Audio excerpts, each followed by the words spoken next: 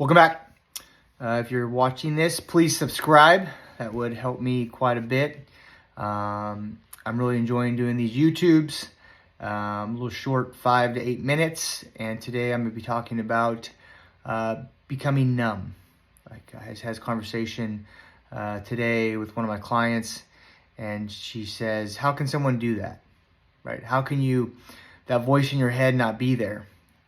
And I said, what's funny about that is it happens to a lot of people because we surround ourselves with things that make us numb. So that voice in our head goes away or it suppresses because we surround ourselves with people, with TV shows, with news, alcohol, different kinds of things that suppress that voice in your head. That voice in your head is God, the Holy Spirit, whatever you like to believe, but it's the guiding truth. And it's easy to suppress it over time when you're surrounding, especially with people. When you're surrounding yourself with people that are like-minded in the sense that they might be going through a divorce, they might not like where they're at in their marriage, business, whatever it might be, you get surrounded by the same people, and then you think like it's normal. Oh, it's normal to talk about my wife like this. It's normal to, not want to go home and see my wife. It's all those, it becomes normal. Then you become numb, and that voice in your head you push away. You're like, fuck off. I don't need to hear you type thing. And that's what happened to me for a long time with alcohol, is that I have no problem with alcohol. I don't think it's wrong to drink it. But for me, every time I did have even a sip, I hear the voice in my head saying, you shouldn't do that. And that was one of those things where I kept pushing it off. I hear it. I wake up with regret, anxiety, all those things.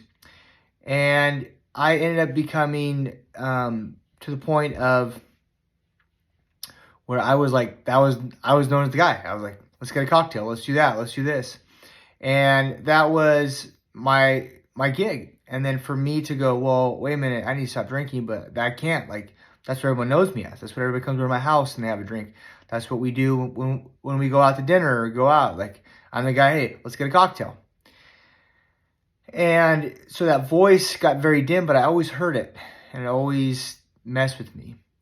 And I quit drinking 3 months ago, and it's amazing how much more clear that voice has became, because I have not been surrounding myself with the same people, with the same thoughts, all those other things, because I haven't let them affect me, because I know my bigger purpose.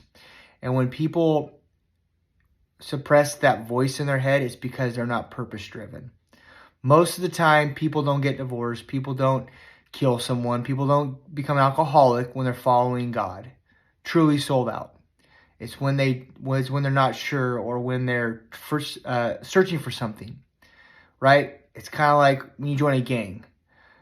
You don't instantly become a drug dealer and kill someone instantly, right? You do it over time because everyone around you is thinking the same way, right? I had a conversation, this is probably 4 or 5 years ago. I was playing golf with 5 guys at the country club I belong to, and we're on the 10 tee box and we're hanging out, and one of the guys goes, hey, Gentry, do you know that you're the only happily married one here? And I said, what do you mean?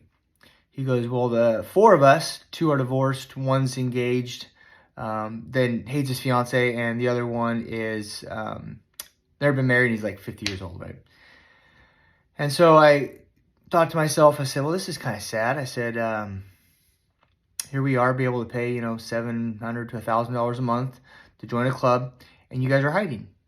You guys are surrounding yourself with like-minded men that don't want to go home, that make it okay to stay here and drink extra, not do the things that we should do as men, and all because we surround ourselves with like-minded men.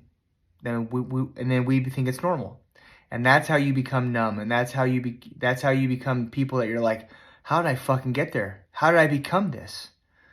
Like, I was never like this before. And then it 5 years pass, or a divorce happens, or you're fat, and you're like, how did I get there? And then you look at, I know this is so, you hear this all the time, but like, look at who you surround yourself with. It's pretty simple.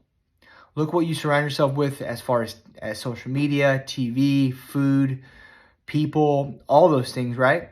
And I could usually show you why it's going wrong is when you look at those things. And so in short is look in the mirror and do a check on your body, being, balance, and business. Are you surrounding yourself with the right things? Are you surrounding yourself with things that add value, or do they take away value from your life? Meaning, binging on Netflix is not any value to your life, right? Going to the gym and exercising is adding value to your life because you're making yourself better, right? Going to grab a lunch with a friend and talking is adding value. You know what I'm saying? Like, scrolling on Instagram is not adding value. Yes, I do it, but you do it with a purpose, right? When you're scrolling just to scroll, it's not adding value. Looking at porn is not adding value. Taking your wife on a date is adding value. So doing things that not everyone does, being different. That's a good little mental note is, am I adding value to myself by doing this? And if it's a no, don't do it. If it's a yes, do it. So if you're feeling numb, if you're feeling like, man, I just can't get out of my rut, I can't believe I'm here, I can't believe my body's like this, I can't believe my marriage, I can't believe my business, anything like that, please comment below. I would love to start a conversation because I was just like you. I was in that situation, and I developed habits and routines that have got me out of it, and I'm never going back. And so I want to be that accountability for you. Thank you for tuning in. Until next time, please subscribe again at the bottom. I'd really appreciate it. And I will, until next time, have a good night.